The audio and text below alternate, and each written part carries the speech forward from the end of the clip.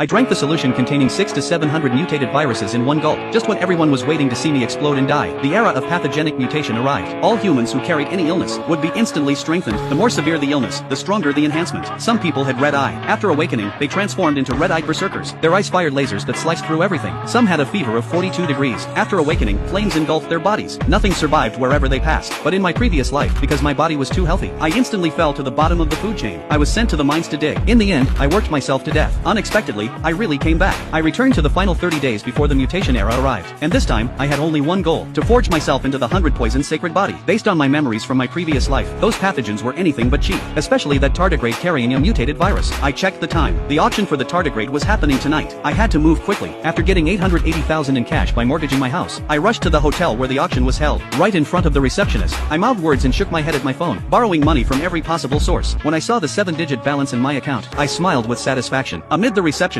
shocked and confused expression, I walked into the auction hall. Before the tardigrade was auctioned, I desperately searched through my memories of my past life. Jack, who awakened the tardigrade sacred body, had bragged in later interviews that the mutated tardigrade he bought at the auction was what allowed him, after the mutation, to gain the undying ability to regenerate severed limbs. In my previous life, Jack relied on this creature to survive missile bombardments without a scratch. Jack's expression during that interview was strange. There was pride in it, but also a hint of regret. Because of that, I remembered that interview very clearly. The mutated tardigrade specimen was too strange. So few people valued it as a collectible, so I easily bought it for 1 million. And the only reason I spent a full million was because I was bidding against Jack. In my previous life, Jack only spent 670,000 to win the tardigrade. In the end, when he saw I was willing to spend a million on something with almost no collectible value, he gave up bidding. After all, he only planned to keep it for fun, but I knew very well that this creature was worth far more than a mere million. Once the mutation era arrived, I would at least become a regional overlord. After all, Jack, who awakened the tardigrade sacred body, was known as an indestructible being. Not only was his defense off the charts, he could also recover from injuries in a short time. Just these two traits alone were enough to be absolute game changers. Carrying the box containing the tardigrade specimen, I was about to head home when a magnetic male voice sounded behind me. I turned around and saw that the one calling me was a young man dressed entirely in black, with prematurely graying hair. He was the seller of the tardigrade. I became alert. Instinctively, I tightened my grip on the box. He noticed my reaction and gave a friendly smile, saying I misunderstood. He wasn't here for the tardigrade. He was here to discuss cooperation. He believed that since I spent so much money on the tardigrade, there must be a major biological research team behind me. I told him directly that it wasn't his concern, but he smiled and said he worked at a secret biological research facility and could obtain many rare virus samples. This tardigrade was one of their research results. If I wanted more, I could come to him. Each sample cost 670,000. After hearing his explanation, I suddenly understood something. When Jack was interviewed in my previous life, why his face, despite the joy, also carried regret. Now everything made sense. It was because of John. After Jack bought the tardigrade, John must have approached him as well. But Jack wasn't from any research lab. He had no need for virus samples, so he rejected John. But no one expected the mutation era to happen afterward. Of course, inside I was ecstatic, but I couldn't show it on my face.